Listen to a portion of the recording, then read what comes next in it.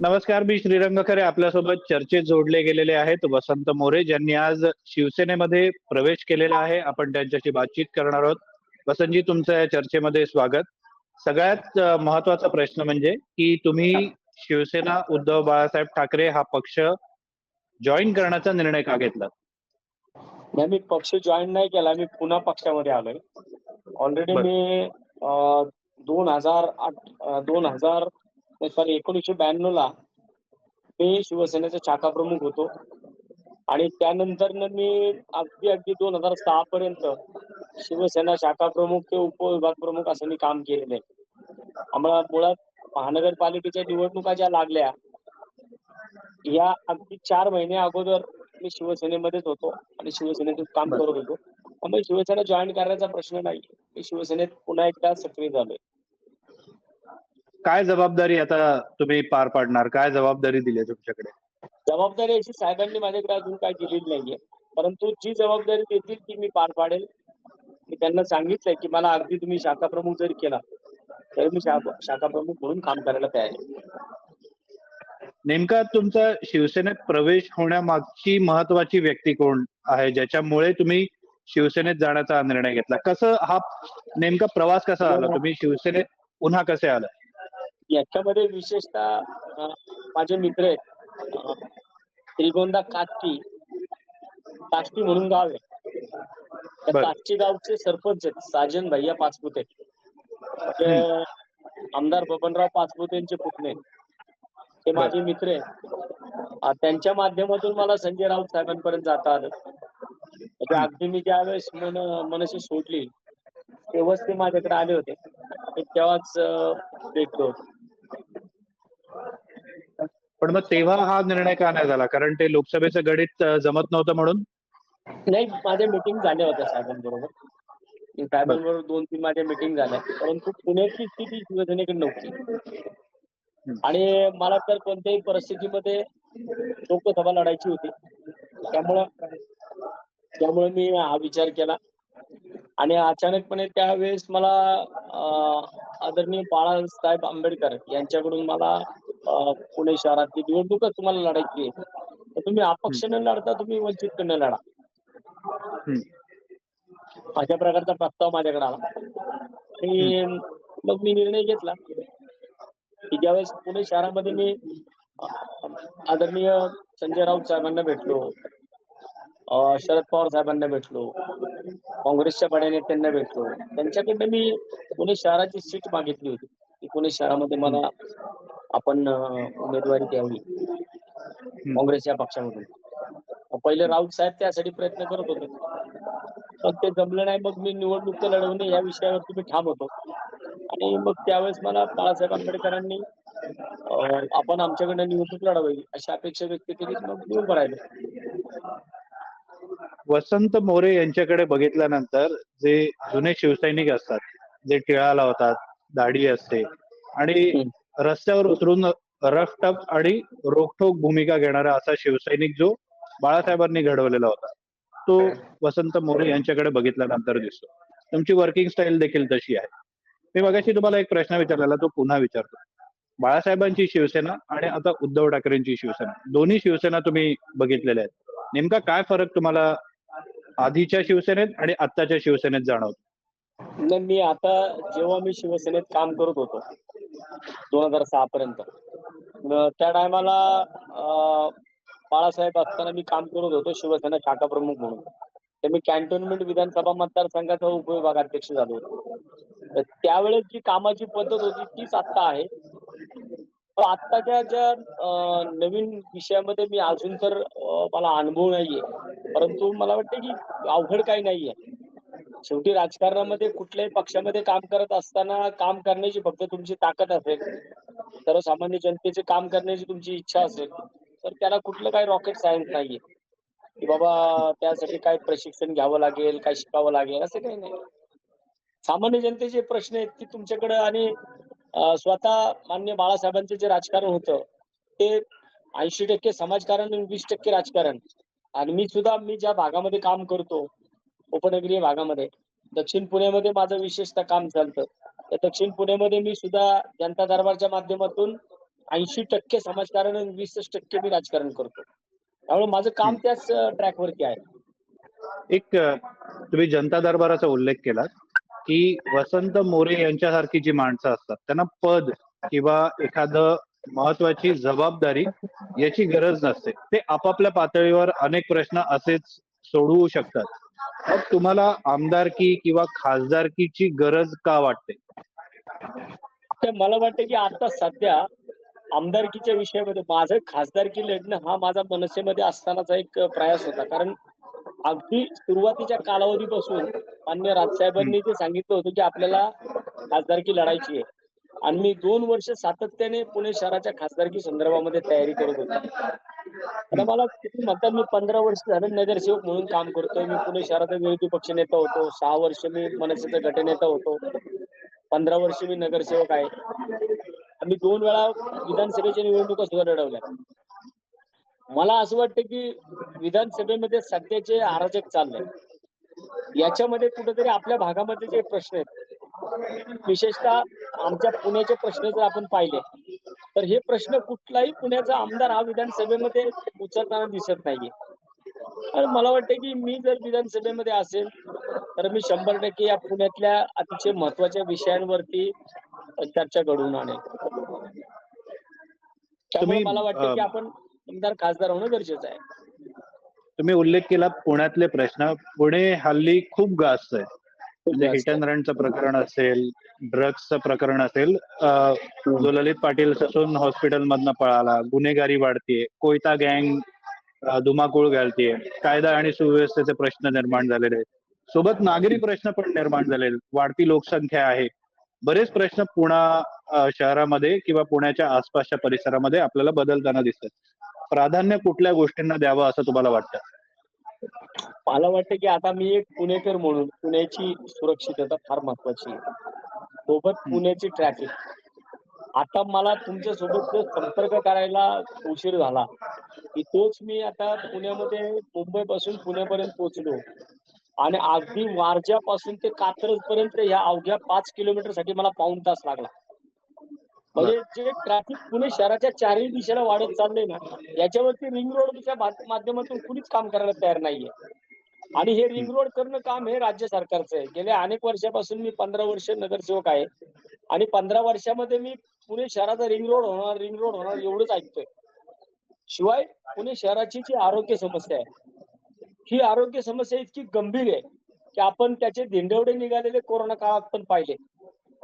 त्याच्यानंतर ना आता मध्यंतरीच्या कालावधीमध्ये ससून सर्वोपचार केंद्र जे आहे, त्या ससून हं. सर्वोपचार केंद्रासारख्या की राज्यातून त्या ठिकाणी पेशंट येतात. आणि आरोग्य व्यवस्थेची इतकी तिथं वाईट परिस्थिती आहे, की तिथं मागच्या महिन्या दीड महिन्यापूर्वी आयसीयू मध्ये एका तरुणाला उंदराने खाल्लं. बरोबर. उंदीर चावला त्याला आणि तो मेला तो त्याच्यामध्ये. म्हणजे इतकी जर दयनीय अवस्था वाहतुकीची असेल, आरोग्याची असेल, पाण्याची असेल. आज पुणे शिक्षणाचं माहेरघर आहे. परंतु या शिक्षणाच्या माहेरघरामध्ये कोयता गँगने आज धुडगूस घातलाय. आणि याच्यामध्ये कुठेही पालकमंत्री असतील, त्याच्यामध्ये गृहमंत्री असतील, यांचं कुठेही अंकुश राहिलेलं नाहीये. पोलिसांमध्ये एक भीतीचं वातावरण निर्माण झालेलं आहे. म्हणजे स्वतः कालच्याला जो प्रकार पुण्यामध्ये घडला, की गुन्हेगारांनी एका महिला पोलीस आणि एका पोलिसाच्या अंगावरती पेट्रोल टाकलं. हं. म्हणजे इथपर्यंत जर गुन्हेगारांची मानसिकता जात असेल आणि त्यांच्यावरती जर पोलिसांचं वचक नसेल, तर मला वाटतं की ह्याला कारणीभूत ज्यांचं शासन आहे, जी लोक आता राज्यकर्ते आहेत, त्या राज्यकर्त्यांना काय मुळात यांना आता त्यांच्या सत्ता वाचवण्यामधून बाकीच्या काही गोष्टी बघण्यासाठी वेळच भेटत नाहीये. त्यामुळे ते हं. पुण्याची सुरक्षा. आता हे जे काही केलंय, चालू केलं लाडकी बहीण योजना, याच्यामधून साध्य काय करायचे तेच कळत नाहीये. लोकांना नुसत्या लाईनीला उभं करायचं.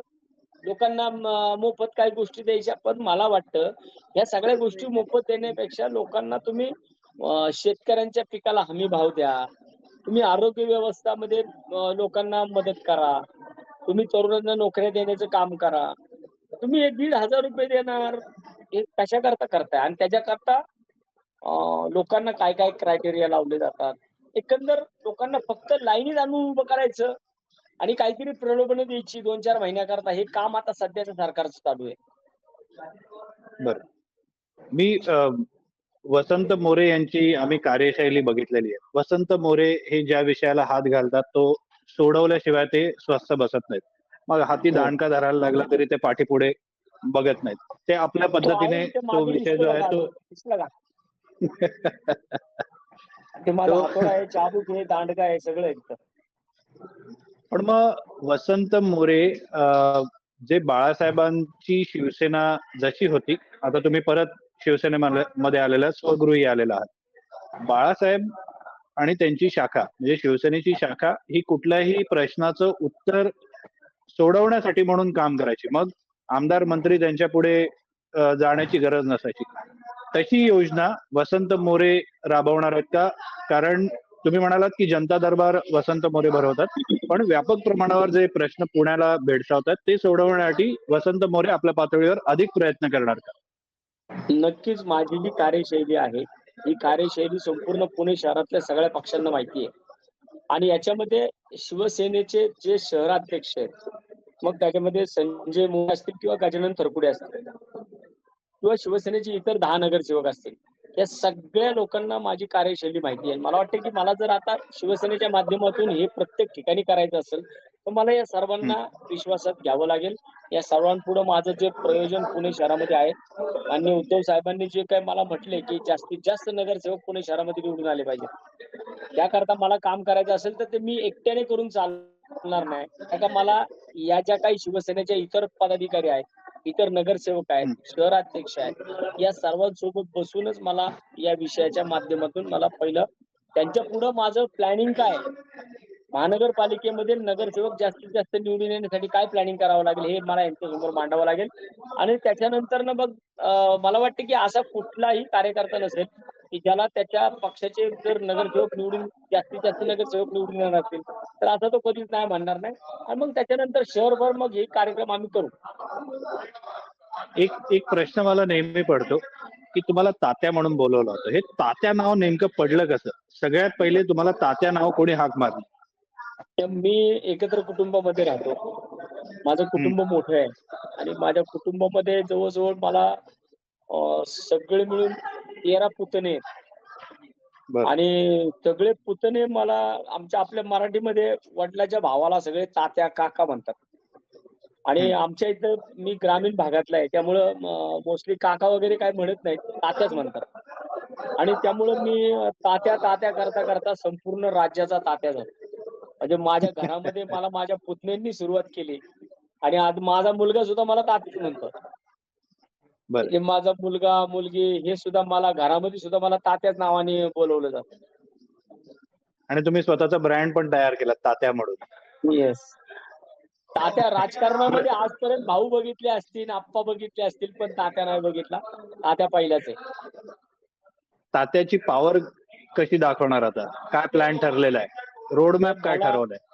मला जी जबाबदारी दिली जाईल, ती कुठलीही जबाबदारी असू द्या, त्या जबाबदारीवरती मी 100% भविष्यामध्ये तुम्हाला येणाऱ्या काही दिवसामध्ये काम करताना दिसेल. आणि माझं काम जो माझा मायक्रो लेव्हलला माझा टच आहे. आज जर आपण पाहिलं असेल, की आज जवळ-जवळ 17 शाखाध्यक्ष माझ्यासोबत होते. 17 हं. शाखाध्यक्षांनी माझ्यासोबत आज राजीनामे दिले. 5 उपविभागाध्यक्ष होते.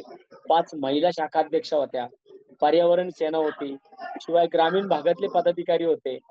आणि ह्या सगळ्या पदाधिकाऱ्यांना माझी कार्यशैली माहिती आहे, की तात्या एखाद्याच्या मागे जीव लावून काम करतो. एखादा विचार जर त्याच्या डोक्यात आला, तर तो 100% त्याच्यामध्ये इम्प्लिमेंट करतो. कारण आता तुम्ही लोकसभा पाहिली असेल. मला 2 वर्षापूर्वी मला सांगितलं होतं, की लोकसभा लढायची. हं. शेवटी जर मला तयारी केली होती मी पूर्णपणे, तर मला निवडणुका या लढल्या गेल्या पाहिजेत ह्या विचारांचा मी होतो. मी वारंवार पक्षामध्ये मला पक्ष सोडायचा नव्हता. मी वारंवार पक्षामध्ये सांगत होतो, की आपण निवडणुका लढल्या पाहिजेत. आपण निवडणुका लढल्या पाहिजेत. जर निवडणुका लढल्या, तर मला वाटतं, की कार्यकर्त्यांना वाव मिळतो, कार्यकर्त्यांना आता संधी मिळते. पण जर आपण निवडणुकाच लढणार नसेल, तर मग पुढे भविष्यात काय होणार? म्हणून मी आज ज्या पद्धतीने पुणे शहरामध्ये जनता दरबारच्या माध्यमातून काम करतो. त्याच्या अगोदर मी मनसेमध्ये असताना होय मी नगरसेवक होणार.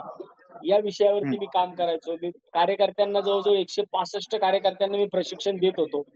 परंतु त्याच्यामध्ये सुद्धा खंड झाला. मला वाटतं की हीच जी कामं करण्याची पद्धती आहे, की अगदी कार्यकर्त्याला अर्ज कसा करायचा, माहितीच्या अधिकारात पत्र कसं द्यायचं की ज्याचा नागरिकांना त्रास नाही झाला पाहिजे, याचं सुद्धा प्रशिक्षण मी देतो आणि भविष्यात ते शिवसैनिकांना मी देताना दिसेल. तुम्ही नवीन नेते घडवतात, चांगली गोष्ट आहे. कारण अनेक जण बोलतात की नवीन पिढी तयार झाली पाहिजे, पण उद्या तेच तुमच्या समोर जर आव्हान बनून उभे राहिले तर काय होईल? नाही, आव्हान काहीच नसतं आयुष्यामध्ये. आज तुम्ही पाहिलं असेल, आज माझ्या समोर काल रात्रीपासून एक आव्हान होतं की मुंबई आणि पुण्यामध्ये रेड अलर्ट होता पावसाचा. परंतु मी माझ्या विषयावरती ठाम होतो. रात्री मला कार्यकर्त्यांनी फोन केले 7 वाजता की तात्या मुंबईमध्ये रेड अलर्ट आलाय आणि पाऊस, भयंकर पाऊस होणार आहे, पुण्यामध्ये पण होणार आहे. परंतु मी प्रत्येकाला सांगितलं, जिसके इरादे मजबूत होते हैं ना तो कामयाबी उसके कदम चुमती है. तर मी एक रात्रीच माझ्या ग्रुपवरती पोरांना मेसेज टाकला. संजय राऊत साहेबांना मी एक मेसेज टाकला की साहेब, किती पाऊस येऊ द्या, वसंत मोरे मुंबईत येणार. आणि शेवटी मी रेड अलर्ट सुद्धा आज तुम्ही पाहिलं असेल की शाळांना सुट्ट्या होत्या, कामांना सुट्ट्या होत्या. कदाचित मला असं वाटलं की रेड अलर्ट हा माझ्यासाठीच लावलाय की काय, कारण मला सगळा रस्ता मोकळा मिळाला. फक्त पुण्यामध्येच मी अडकलो. नाहीतर मातोश्रीपर्यंत माझ्या रस्त्यामध्ये कुठेही मला अडथळा आला नाही, कुठेही मला ट्रॅफिक किती जाम गाड्या लागला होत्या नाही. आज तुमच्यासोबत? आम्ही बघितली काही दृश्य. किती गाड्या होत्या आज माझ्याजवळ तुमच्यासोबत? 150च्या आसपास माझ्या 4 व्हीलर होत्या बर आणि जवळजवळ 550-600 कार्यकर्ते होते त्याच्यामध्ये. बर आणि एक हा जर प्रवेश माझा पुण्यामध्ये असता तर मी आज पुण्याचं ट्रॅफिक जाम केलं असतं. एक त्याच्यावरनं पण तुमच्यावर टीका होते की तुम्ही तुमचं जे प्रमोशन आहे ते फेसबुकवर करता, अशा पद्धतीने साऊथ इंडियन हिरो ज्या पद्धतीने जातो त्या पद्धतीने गाड्यांचा ताफा घेऊन जाता, अशी तुमच्यावर टीका होते. त्यांना कसं उत्तर द्याल? प्रत्येकाची स्टाईल असते ना, प्रत्येकाची स्टाईल असते काम करण्याची. आता माझ्या गाड्या दिसतात लोकांना, माझा हातोडा का दिसत नाही ते कळत नाही. माझा हातोडा पण दिसतो ना, हा मी कंटिन्यू फिरवतो ना. मला वाटतं की गोरगरिबांसाठी तो हातोडा फिरताना पण लोक बघतात ना. माझी स्टाईलच माझी ती आहे, त्याला मी काय करणार. तर मला वाटतं की काही गोष्टींमध्ये लोकांना ह्या गोष्टी दाखवाव्या लागतात, कराव्या लागतात आणि मी आहे तो आहे, ओरिजिनल आहे. मी ओरिजिनल मध्ये कधी पार्सलिटी करत नाही आणि कधी माझं मिक्सिंग पण होत नाही. त्यामुळे मला वाटतं की माझी लाईफस्टाईल ही मी अशाच पद्धतीने आजपर्यंत राजकारणामध्ये करत आलोय आणि त्या कुणी काय टीका करो, काय फरक पडत नाही त्याच्यामध्ये. टीका करणारा हा घरात बसलेला असतो कुठंतरी आणि तिथून काहीतरी तो टीका करत असतो. त्यामुळे मला वाटतं की टीकाकारांकडे मी लक्ष देत नाही. आणि शेवटी एक म्हण आहे आपल्या मराठीमध्ये, ती नेहमी आंब्याच्या झाडालाच दगडी मारली जातात, बाभळाच्या झाडाला मारली जात नाही. बरोबर. त्यामुळे टीकाकारांकडे मी लक्ष देत नाही. आणखी एक टीका तुमच्यावर होते की तुम्ही 2-3 महिन्यात 2 पक्ष बदललेत, आता तिसऱ्या पक्षात गेलात. या पक्षात तुम्ही टिकणार हे कशावरनं, अशी तुमच्यावर टीका केली जाते. म्हणजे माझा हा पूर्वश्रमीचा पक्ष आहे. मी या पक्षामध्ये प्रवेश नाही केला, मी या पक्षामध्ये परत आलोय. म्हणजे माझा हा प्रवेश नाहीये. मी परत एकदा सक्रिय झालोय शिवसेनेमध्ये आणि मला वाटतं या लोकसभेच्या अगोदर 12 मार्चला मी पक्ष सोडला आणि 15 मार्चला मी आदरणीय संजय राऊत साहेबांना भेटलो होतो. त्याच्यानंतर ना माझा कंटिन्युअस 15 दिवस त्यांच्याबरोबर संपर्क होता. ते मला म्हणत होते की तू शिवसेनेत ये, तुझं मटेरियल हे शिवसेनेचं आहे. परंतु मी त्या टायमाला एका विषयावरती ठाम होतो की साहेब, मला कोणत्याही परिस्थितीमध्ये मला लोकसभा लढायची आहे. तुम्ही जर मला लोकसभेचं तिकीट काँग्रेसकडनं घेऊन देत असताल किंवा तुम्ही घेत असताल आणि ते मी लढायला तयार आहे. परंतु साहेबांनी काय त्याच्यामध्ये प्रयत्न खूप केले. संजय राऊत साहेबांनी खूप प्रयत्न केले. मी आणि त्याच्यानंतर ना माझ्या पुढे वंचितचा प्रस्ताव आला आणि मग मी वंचितमध्ये बाळासाहेबांना भेटलो आणि परत शिवसेनेमध्ये जाताना सुद्धा मी त्यांना रीतसर एकदम फोन केला. मी 7 तारखेला त्यांना भेटलो.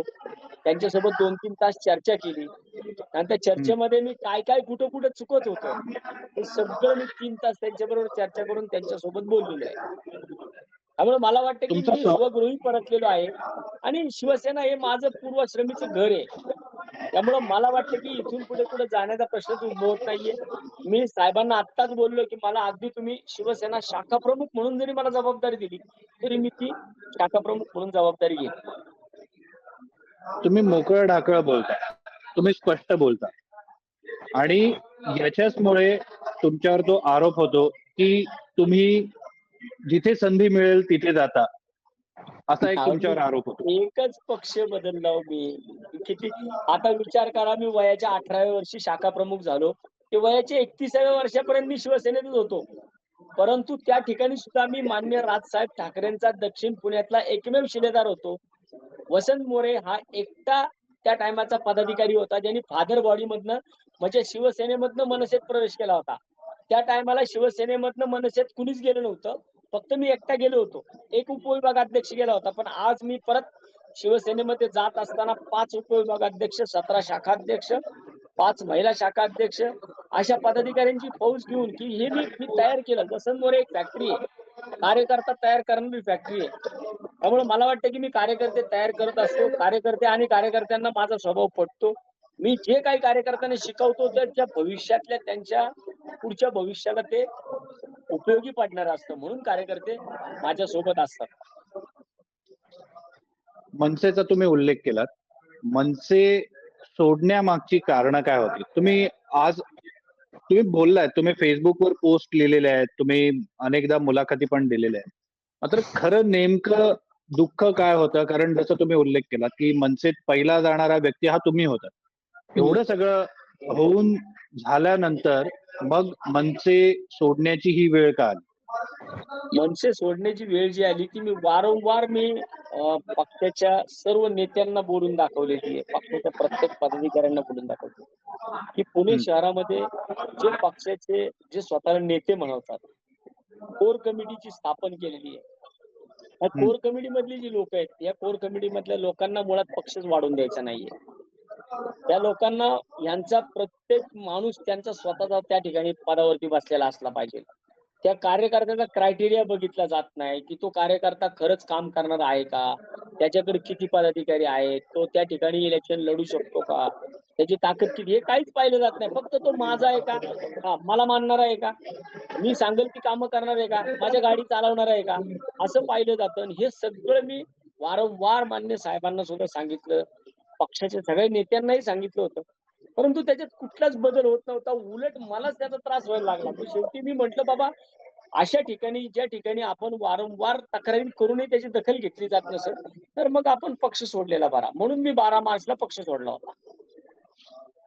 तुम्हाला आता मनसेचं भवितव्य काय वाटतंय? कारण परिस्थिती तुम्ही सोडल्यानंतर आणि आत्ताची याच्यात काय फरक जाणवतो का? नाही. हे बघा, कुठल्या पक्षाचं भवितव्य कोण ठरवत नाही. मान्य राजसाहेब आहेत भक्कम मनसेसाठी.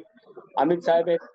परंतु मला वाटतं, की त्यांचे काय निर्णय त्यांनी घेण्यासाठी ते समर्थ आहेत पुणे शहरामध्ये.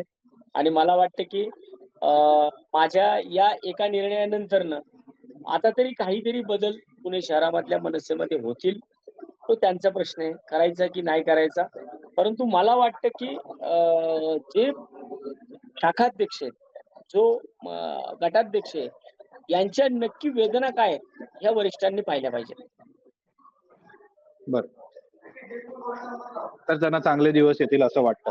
बरं, आपण शेवटच्या प्रश्नाकडे जाऊया, की शिवसेनेत आल्यानंतर उद्यापासून खरं तर तुम्ही आजच शाखेत बसलेल्या आहेत. शिवसेनेचा बोर्ड आणि शिवसेनेची मशाल पण तुमच्या पाठी दिसते. उद्यापासून शिवसेनेच्या शाखेमध्ये काय बघायला मिळेल? मला वाटतं, की जे माननीय बाळासाहेबांना अपेक्षित असणारा शिवसैनिक तो कसा असावा, तो मी स्वतः वयाच्या अगदी 18व्या वर्षापासून मी होतो. त्यामुळे मला वाटतं, की आता त्याच्यामध्ये कुठेतरी तो शिवसेना शाखा प्रमुख, त्याशिवाय जास्तीत जास्त लोकप्रतिनिधी कसे निवडून येतील, याच्याकडे मी विशेषतः भर देईल. आणि जी माझ्याकडे जबाबदारी आहे पुण्यामधून दक्षिण पुण्याची विशेषतः या ठिकाणी, हं. कारण मी मागच्या निवडणुकीमध्ये 2017च्या या ठिकाणी महाराष्ट्र नवनिर्माण सेनेचे जवळजवळ 12 उमेदवार मी उभे केले होते आणि 12च्या 12 उमेदवारांना अतिशय चांगलं मताधिक्य मी कात्रज परिसर कोंढव्यापर्यंत मी ते मताधिक्य घेऊन दाखवलं होतं. आणि मला वाटतं, की हीच जबाबदारी मी माझ्या या दक्षिण पुण्यामध्ये पूर्णपणे चांगल्या पद्धतीने पार पाडेल. जो जनता दरबार माझा गेल्या अनेक दिवसापासून थांबला होता, तो जनता दरबार पुन्हा एकदा या पुणे शहरामध्ये गोरगरिबांसाठी चालू होईल. आणि तो उद्यापासूनच होईल? आता या शिवसेना उद्धव बाळासाहेब ठाकरे या पक्षाच्या नावाखाली चालू होईल. आणि त्याच्यामधनं नागरिकांना जो 80% समाजकारण आणि 20% राजकारण हा जो मूळ शिवसेनेचा पाया आहे, तो आपल्याला पुढे भविष्यात चालू झालेला दिसेल. उद्यापासूनच होईल जनता दरबार सुरू का अजून थोडी कामं बाकी आहेत? जनता दरबार हा रविवारचा असतो. जनता दरबार रविवारचा असतो, त्यामुळे रविवारी विशेषतः लोकांना सुट्टी असते. त्यामुळे जनता दरबार मी रविवारी सकाळी घेत असतो. त्यामुळे या रविवारी मी कदाचित तो घेण्याचा प्रयत्न सुद्धा करेल.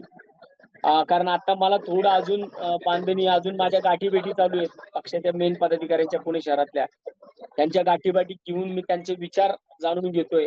त्यांच्याबरोबर मीटिंग करतो. उद्यापासून मी पुन्हा एकदा जे नगरसेवक पुणे शहरामधले राहिलेले आहेत, त्या सर्व माजी नगरसेवकांच्या गाठीभेटी घेणार आहे. त्यांची काय भूमिका आहे, त्यांना कशा पद्धतीने पुणे शहरामध्ये काम केलेलं आपल्याला आवडेल, किंवा शहर कार्यालयामध्ये जाणं माझं राहिलेलं आहे, मी शहर कार्यालयामध्ये जाणार आहे. या सगळ्या गोष्टी करून जमलंच तर ह्या रविवार पासून मी जनता दरबार चालू करेन. धन्यवाद वसंतजी, तुम्ही आमच्या सोबत या चर्चेमध्ये सहभागी झालात, वेळ दिलात. आजचा दिवस खरं तर तुमच्यासाठी संमिश्र भावनांचा असेल, मनापासून बरं वाटत असेल, पक्ष प्रवेश झाला असेल, थकलेले असाल कारण उलटसुलट प्रवास झालेला आहे. आराम करा आणि पुढच्या वाटचालीसाठी शुभेच्छा. धन्यवाद. धन्यवाद. थँक्यू.